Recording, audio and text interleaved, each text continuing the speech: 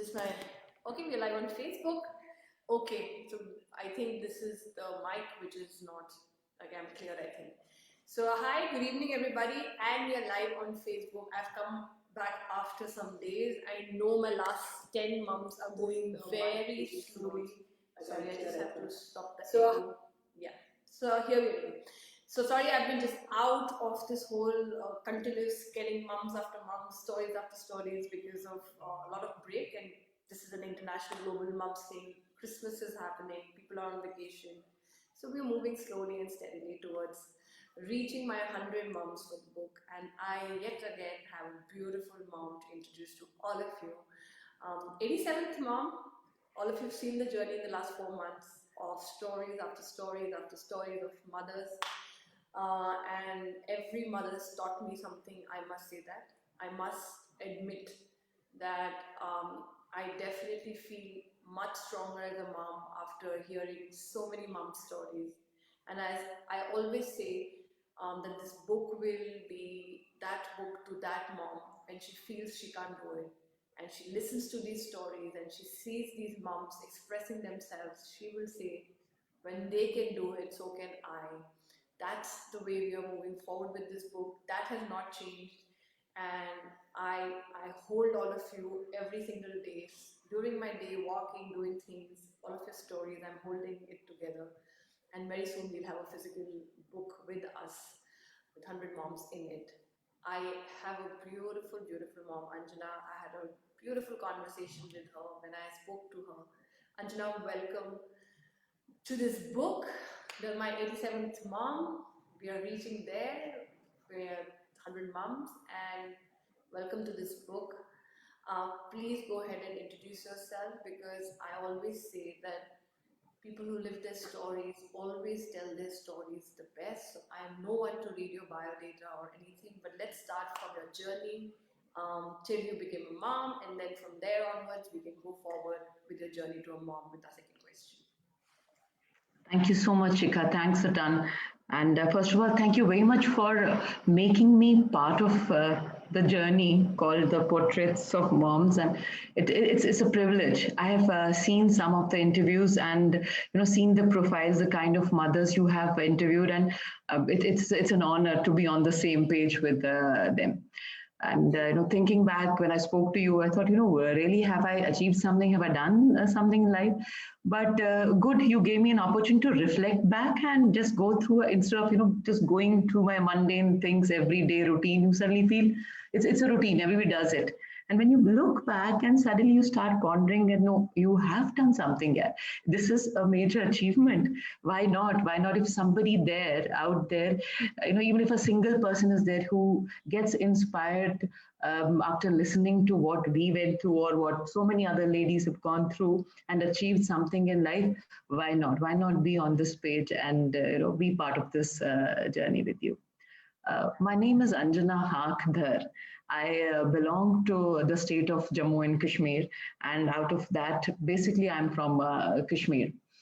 Unfortunately, due to whatever the reasons, you people must be aware how we had to, leave our birthplace and move to other parts of India. So that's how now, if anybody asks me, so which state, I said, I don't know now because I have been part of whole India. I was born and brought up half some years in Kashmir. Then I've spent time in Jammu, Delhi, Pune, Bombay, and now since last 17 years, I'm in Bangalore. So I might as well call myself a Kannadiga, but that's it. So this is in gist what I do. I am a working mom. I have been actually, I was working before birth of my two children.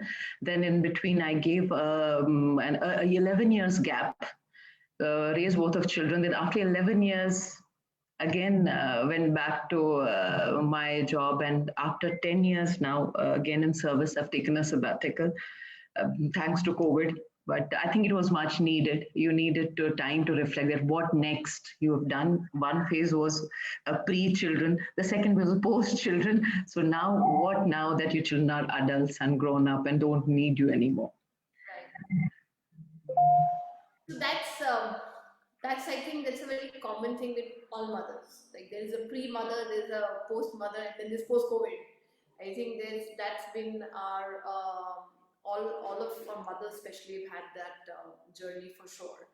And just when I was speaking to you, I'm bringing these pages alive, Anjana. I'm bringing these pages alive to inspire the mothers, because there are a lot of mothers who sometimes feel very stuck. They feel that life is just this, and we carry so much from our past. We carry all kinds of things. I'm carrying, other mothers are carrying. There's so many things sometimes that happen when we're growing up. And then we have children. And when we have children, we have to gather that whole courage again, and then restart, rebuild, because we need to show them the paths without getting them affected by what we have. So, would you just like to give us a glimpse of what your story has been and how it, from your health journey, you've had a health journey as well. You had journey where there were decisions that needed to be made, even while leaving Kashmir and coming here, and decisions and new city and embracing, and then motherhood and not being well. Let's tell the world, because there are some mothers who really want to be sure, because these interviews are eventually going to go on YouTube, they're going to get on podcast. We need to get these voices out to some mom who can hear us and say, if Anjana can do it, I'm sure I can. So let's take that journey down. Thanks a lot. Let me, divide the journey till now in two parts. That is pre 91 and post 91. Pre 91, actually, I just can't. There's not too much thing because life was very smooth. Things were taken care of. You were schooling in one of the best schools. Entered college. I had just entered college, and things started getting worse in Srinagar. And overnight, a day before, we were, having the best life we could have, a huge house in a joint family, nothing to worry about.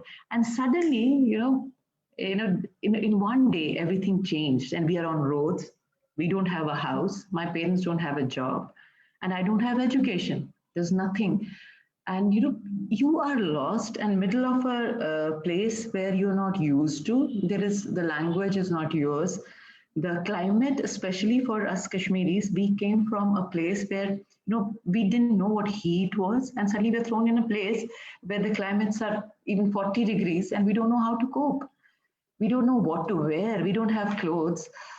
And that's how we began, from one room, where me, my parents, my brother was that time doing his engineering from Karnataka, and he had no clue that this has happened, because those days we didn't have mobile phones, we didn't have communication. Was STD phones after 11 o'clock, once or twice a month. That's it. And he had no clue that he doesn't have a home now. So we have an international audience here. We need to put them in perspective of exactly what was happening. Was that, and I think I was very young. I was pretty young, and so I don't have, and I am not a very big news reader anyway. So what I know of it was that Kashmiri Pandits were told to leave Kashmir because they were told that this does not belong. And just letting the international audience know that as different countries have different issues, border issues, refugee issues, migrants issues, so a lot of stuff keeps happening in every country. It's not India. In every country, something or the other happens, and that's already been, in this whole journey of 87 moms, we have seen that different countries go through that. Similarly, our country also was going through that, and Kashmiri Pandits were pushed down, saying that this does not, and Anjana belongs to that community, and that's what she's talking about. That she was told, the family was told, she was one of the families who was told to leave, and there was a lot of exchange of violence and a lot of unjust that was happening at that point in time, when this thing was happening. So I'm just putting that in perspective, and yes, uh, yes, it can be very. I mean, this is a new thing that you put in my head. Also, the climate part.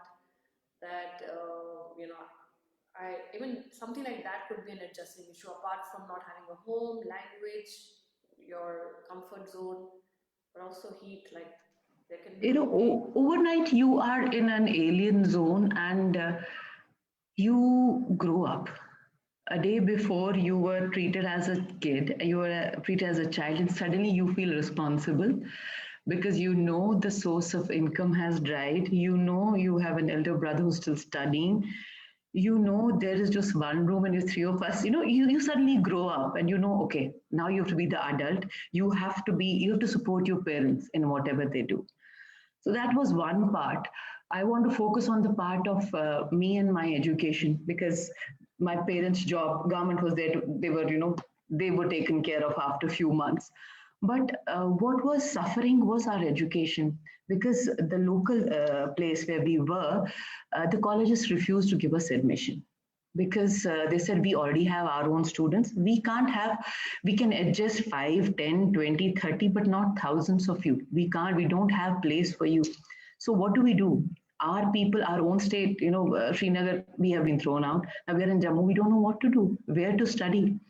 So that was the first time when I became part of the agitation, what I'll call, with the students. So we started approaching authorities.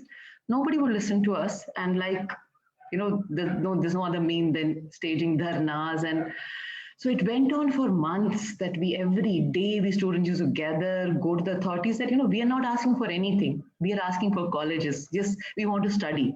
Whatever we've left behind has gone. What we're going to carry forward is our education, and that is something which is going to lead us forward.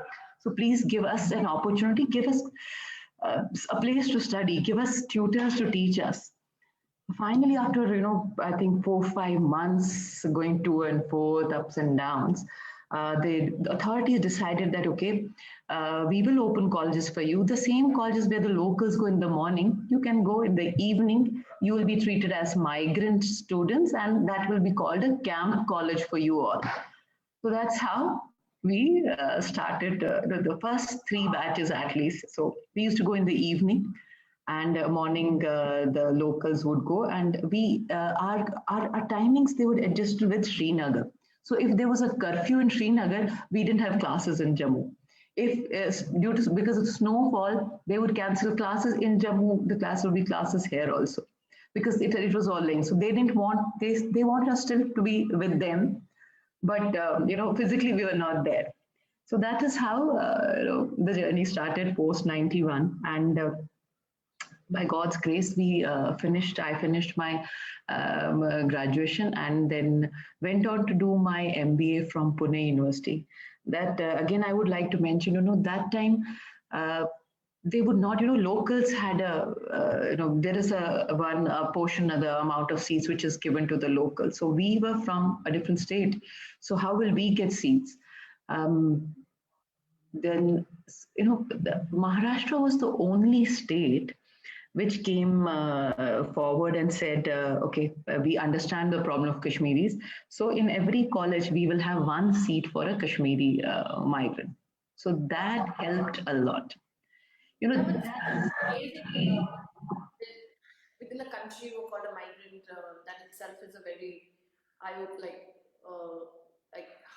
just the same country, and you suddenly become from the same country, you become a migrant. Yeah, see, what we used to feel bad is that, the reason why we came out of that from Kashmir was because we wanted to be part of India. And suddenly we realized nobody owns us. They say, you don't belong to this state. They didn't want to give us the college admission. Then we didn't know for postgraduate where to go, because none of the states had seats for us. So, it was a little bit of very discouraging that time. But things changed. I will not, I'll have to mention that things changed. A lot of other states came forward. I think Karnataka was the second state which came out and said we will have one seat per college in engineering colleges, in regular colleges for Kashmiris, which still continues after 30 years also. It is still there. So that privilege, when it was given to us, I think all the Kashmiris must have taken that opportunity, including me. So I ended up with an MBA seat in Pune University, and thanks to that, which just paved a way for our future journey. So that's how I finished my MBA and landed my first job in Delhi.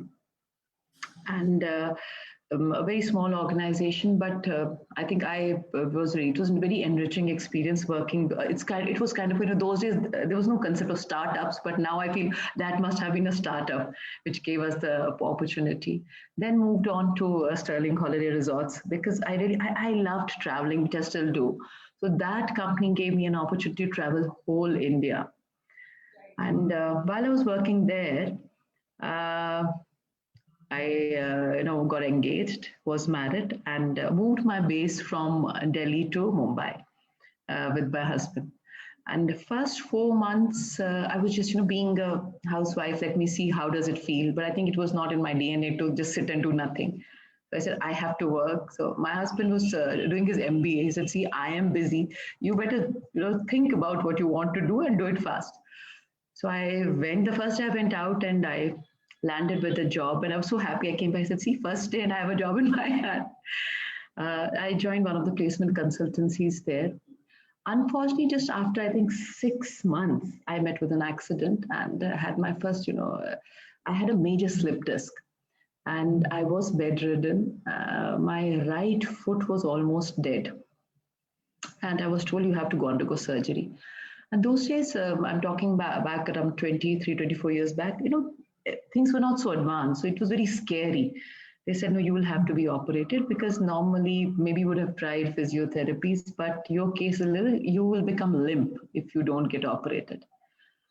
So for a month, I was totally on bed and didn't know what to do. And my husband said, "Let's go ahead and do it." I said, "I will become what if, it was very scary." I went into a depression, but finally I went ahead and got the surgery done. By the grace of God, from the very next day, I was fine. I was on my feet. There was no issues, but I went through that post-operation depression, and I was those days was really bad because I actually didn't know what was happening. I was okay, I was fine, I was walking. There was nothing to be worried about, and why I'm in depression. I just consulted a doctor, a family doctor. So he said, there's nothing wrong with you. You start working. Stop. I don't want to put you on the medication. And it was my father, like as always, he was like a solid rock behind me. He came and he didn't sympathize with me. He looked at me and he just scolded me that, what is wrong with you? You're on your feet, you're walking. What has happened? Look at your husband. He's so depressed looking at you. Do you want to do this? And he went on and on and on. And I said, they're all right. What is wrong with me? Why am I doing this? The first thing I did was went back to Mumbai, stopped all the medication. I said, it's okay. Went straight away to the office. I was working. Luckily, I had a very understanding, very good boss. And I would like to mention her name was Miss Billu Warrior. And she said, "Come on board. Don't even think about anything. I'll give you a job. It suits you." She gave me this job and I started again. And just after 3 months of my surgery, I conceived. And again, a decision which was like, should I go in or not? Because I'm still, my back is raw. Will I be able to withhold the pregnancy? But doctors came out, they said, no, this is the right time because you are young and you have a very healthy back because of physiotherapy and all. Go ahead. By the grace of God, both my deliveries actually were normal deliveries.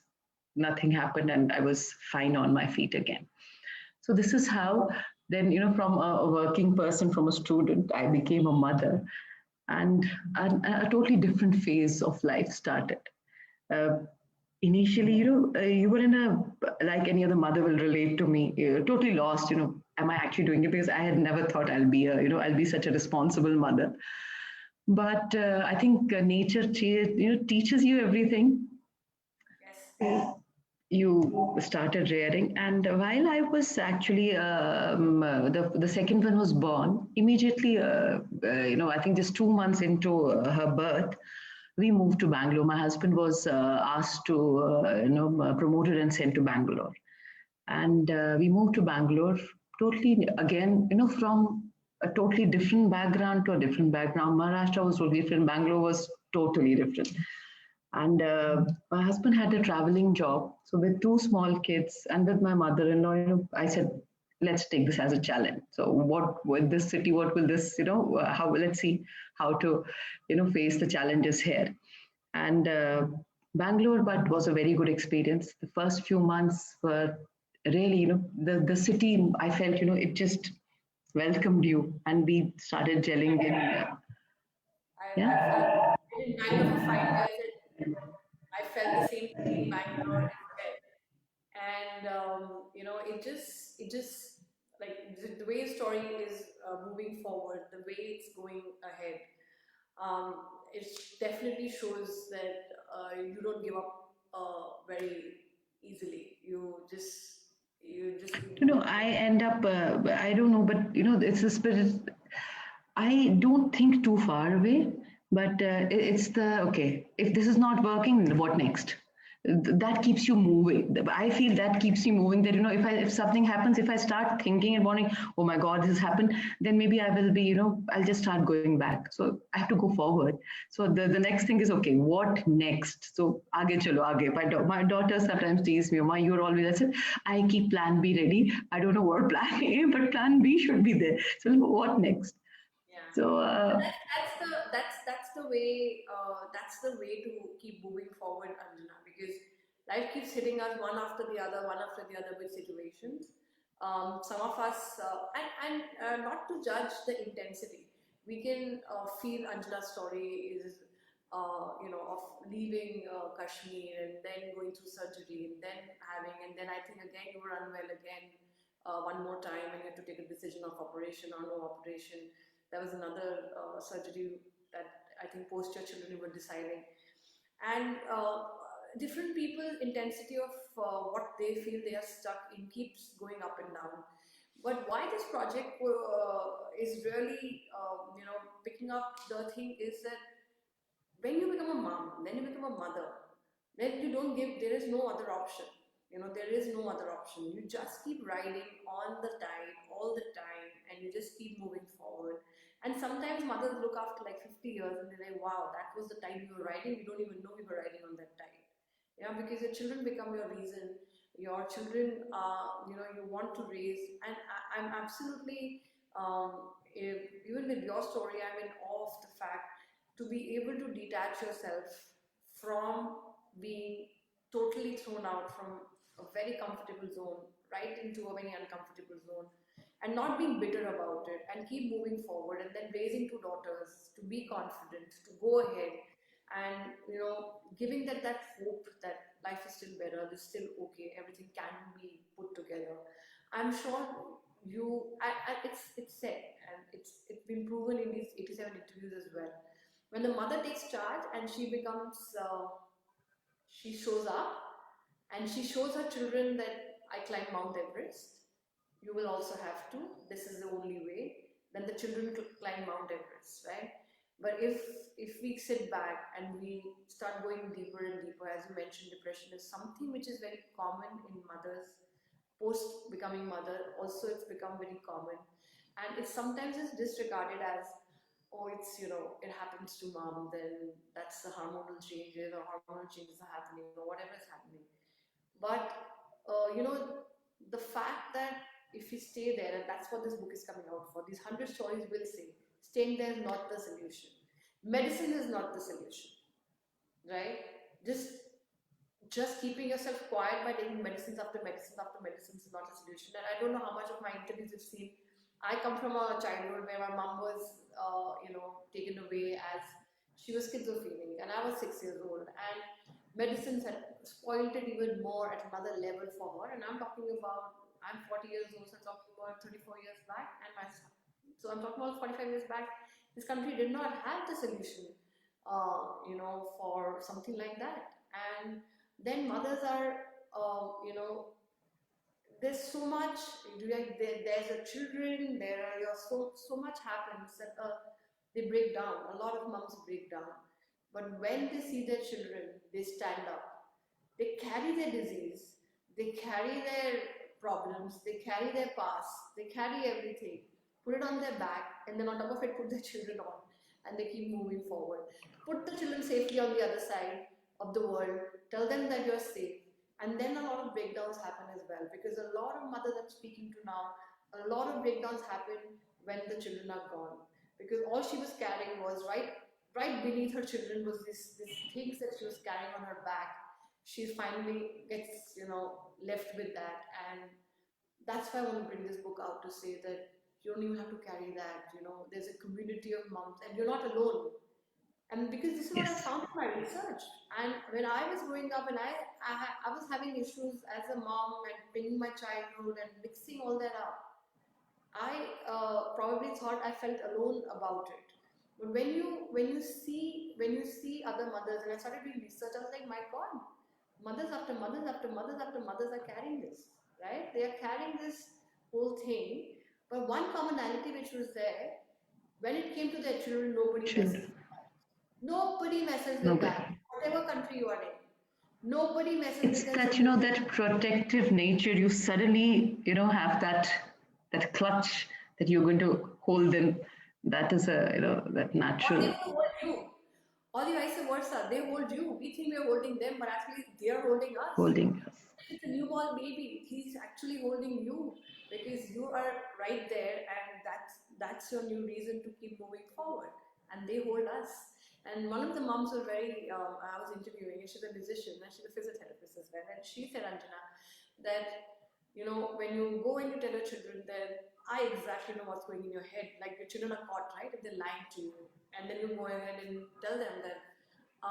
Say, like my younger one will ask me, "How did you know?" So I'm like, "I'm your mom. The mom knows it. Like your mom knows it. You don't have to say it. She just knows what you're exactly going to do." And she had a beautiful thing to say, and that's what added to my learning was that she said that even they know. You think they don't, but they also know what you're going through, and they do. And when they do, they also come up in their own ways with their own expressions to hold you and raise you and give you a reason to move ahead. And recently there was a reason why, like, my younger one got burnt and I had to stop the interviews after 75 and then move forward. My younger one came and told, like my older one came and told me, keep going, mom. You're on 75, mom. You will go ahead and you will have. And I was not expecting my 8-year-old to tell me that, but they know that you're giving up. You're saying that no, enough. I can't do it. I think I can't move forward, and then this happens. So it's a beautiful story, and I would love to know a little bit about your daughters and your relationship with your daughters before we move on to quickly talking about the self-portrait. Is the tool that I'm bringing out in this book, where we're going to express our stories or ourselves or what I feel or to inspire the world through photography. And so, how's the relationship with your daughters? What's Um, as I mentioned, my daughters were, especially the elder one, she was born because we were alone. I mean, she and me, my husband was traveling. So she was always very attached to me. So she would share, each and everything. Once she comes back from school, everything has to be told to mommy. Even if I don't have time, I'm busy, she would, I had to recite everything with her. Okay, this. I think that habit continues even now when she is doing her master. She's in NYU, but she's still, she will say this happened, that happened, and sometimes it's like, enough, you lead your own life. But this is how she is. Whereas my younger one is totally contrast. She is into her own world, the way the kids these days are. But I think she understands me the most still. Both of them are like, I every time I walk with them now, both of them are taller than me. I used to consider myself very tall, the tallest in my family, but both of them are taller than me. And when I feel, when I walk with them, there's a certain sense of pride, for me. I feel really these are two people I have, they're born out of me, and now they're elder, taller than me, and I can, I derive that strength from them. I think if I am today, I stand up to the world or whatever, it's because they both are there. They're there telling me, Mom, no need to worry, we're there. It's a simple encouragement, like, at 50, I wanted to do a course, and both my daughters encouraging, saying, Mama, we get inspired when you study. But, they're there checking my notes, seeing that my assignment is okay. It gives me, I don't know. I can't explain the joy because there was a time when I was doing this for them, but now here they are. They're helping me doing my assignments, sending them on time because they are tech savvy and they know how to do it. We'll do this. You know, it is a tremendous joy for a parent when your children grow up and behave like this. I feel proud that this is what I have achieved, and I look back and then I say yes. If whatever said and done, what are the ups and downs in your life, I don't think so I remember them. I remember this, what is in front of me, what I went through, and they have actually, out of that, the struggle, this is my achievement of last 50 years or 20 years. And I'm so thankful to Lord for that. And I should mention that, my husband is another, that he might not express it very often, but I think he being there always supporting, whether you join your work back, whether you have your work and your children, he, without saying anything, standing behind you, makes a huge difference, makes a huge difference. It does, yes. So you go And forward, there's somebody there, you just just looking at him, it, it's like, yes, I have to go move forward, I have to do this. yeah. And that's why I was telling you that we we we think we're alone, but actually our children carry us in a lot of ways. And I, of course, my children still have to grow up. I have like 8-year-old and 2-year-old. But I have had mothers here as well where they've had difficult situations. They've been homeless with children, with children. They had to leave abusive marriages and they moved out, and their children have got them back to their somebody to spend time with, getting them on dating sites, getting them on stuff. So your children can see. Your children can see. You really can't hide it from them. And if you build that up with them, your heart can speak to their heart, and that's also a common thing. We feel very thing that children are going to leave and go. Once they grow up, they're going to leave us and go. But if we keep moving forward with the determination that we are on our path and we are doing what we are doing, and this is going to be the right thing, and put the faith and not the fear to stop us from doing what we are doing today, we're going to only have friends when we're going to go ahead in our life, right? And that's also been proven again, not only in our country, because sometimes people feel that in our country, in India, people, children stay longer with us, so they are with us. But I am finding this even again a common thing. If it's not only the cultural thing, it's the bond. If you have the bond, they are with you the rest of their You're lives, going, yes. whether they're far away from you or not. So now that you're going to be doing a self-portrait, and I know that that's what I've been breaking, this whole thing of people wanting to express visually, and that's going to be my mission for the coming few years, about expressing visually, because we are visual human beings, and human beings are visual and they process visually, and to be able to see what we feel and it to be expressed visually, it is transformative. It's already, I've done a workshop and it's transforming a lot of mothers. Mothers are feeling that, to be able to see themselves like that in their story. What do you feel? What do you feel about this whole thing about self-portrait, self-expression? I know that's something, I'm sure, like other mothers, like me, you're also not doing. But what do you anticipate that journey would be like, of you expressing your story through self-portrait to inspire a mother who's sitting and opening that coffee table book a few months from now?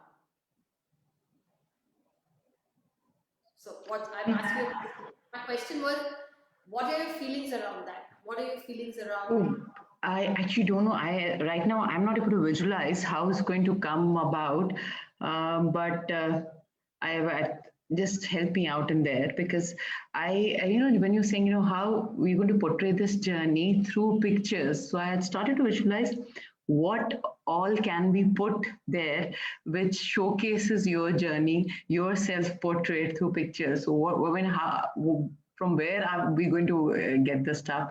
I think it's something which maybe it'll take a lot of effort on your part also to help us, and for me to visualize what are going to, how is it going to come out? It's something, I'm really excited to see how is the journey going to be portrayed in the book through pictures.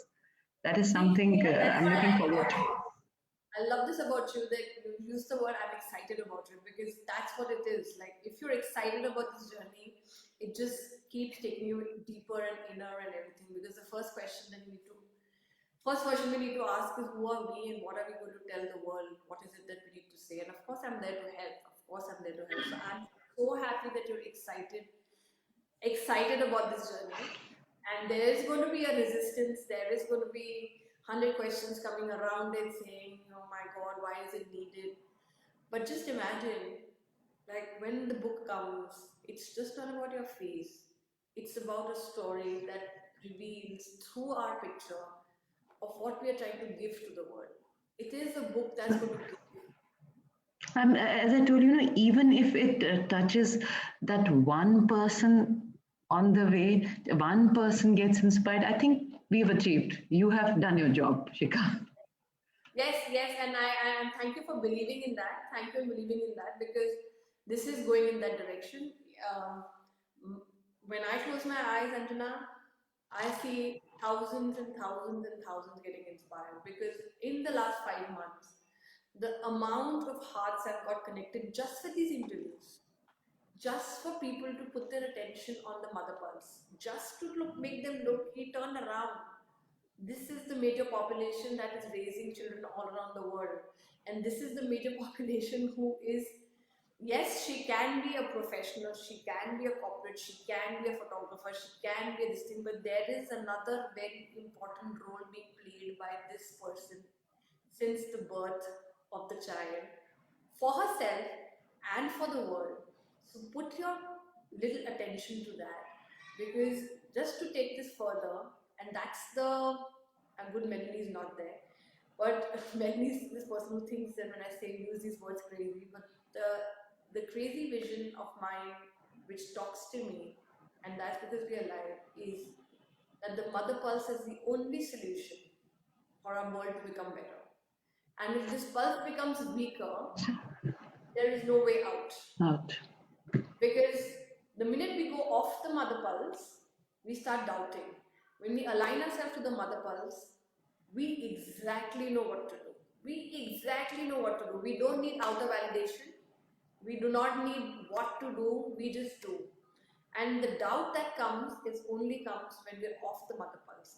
And then this mother, I'm not saying the men don't have a role to play in children in future, but this is a mother who also brings out those men who are also not aligned with the mother pulse. So the mother pulse can be, even a man could be aligned to the pulse of the creator, which is the mother pulse.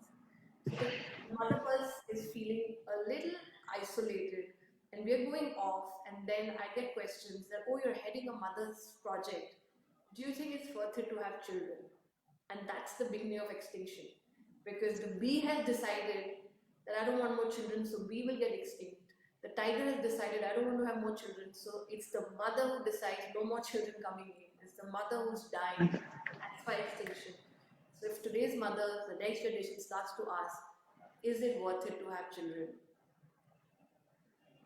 And this is the book that's going to bring that not only it's worth it, it is the only solution for moving forward. To let the mother feel empowered, irrespective of, it's not about very, the word in Hindi is coming as andolan, but we're not screaming that give us our rights.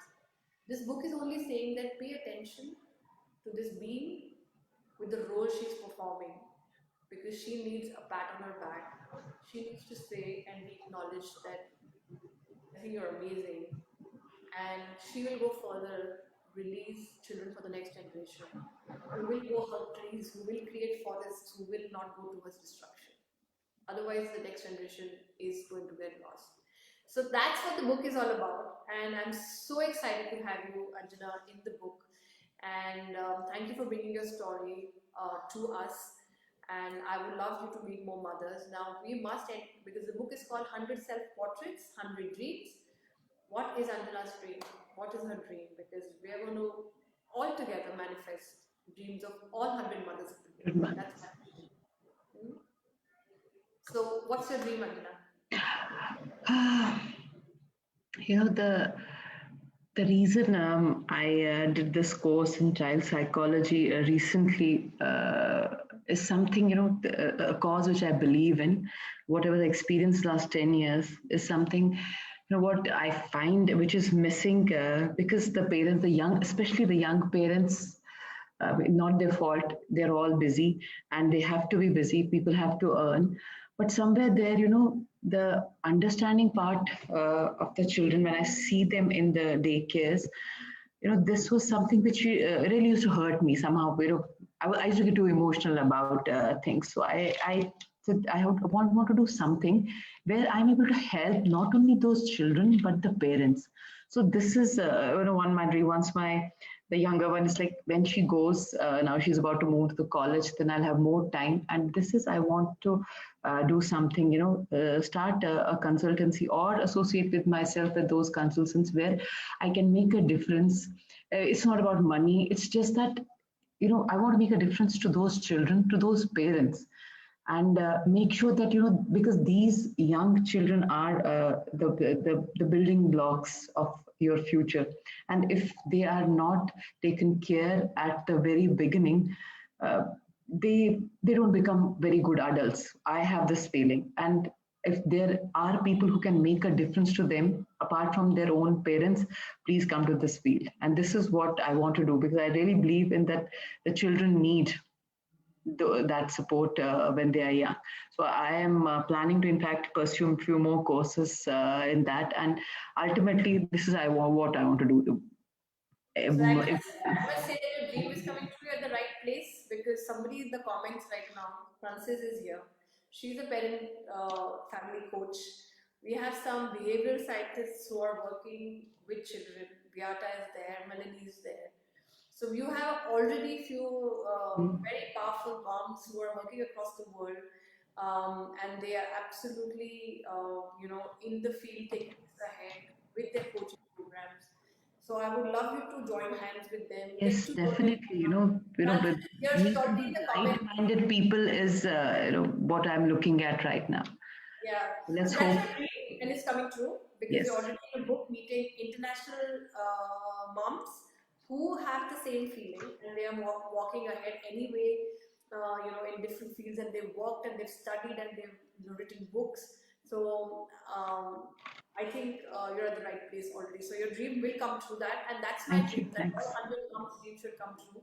You've already stepped into your dream. I must tell you that right now, by saying yes to be part of this book, you've already stepped into your dream, because the minute I add you to this thing, and Frances is here, and I think she will reach out to you. There are other mothers who are all, so just connect with them Yes, and enable them, sure. and your dream will come true, and we will make sure that this community of 100 moms holds hand and makes your dream come Makes a true, difference. Sure, and definitely, definitely. also makes you feel that your story can be expressed, and we all are there to help you with that. I'm Thank you. really Thanks a looking lot. forward to your story, Anjana, and thank you for saying yes, and welcome to the book. Very soon, we're going to be holding this book again. You never know how. You've made journeys, right? You've made such difficult journeys. You never know how you're going to do it, but you just know you're going to do it. So I'm just going to do it. We're just going to have the book. It's going to be all 100 moms, and we're going to make a difference with this book. So Definitely, welcome to the book, definitely. Anjana. Thank you And so much. yeah, and I would just stop the live, and we will go. Thank you, Francis. And I know that the minute you will be in a state of commenting, please connect with Anjana, and you guys can take it from there anyway. So I'm just going to go stop live and just stay on, Anjana. Thank you. Thank you so much. Thanks a lot.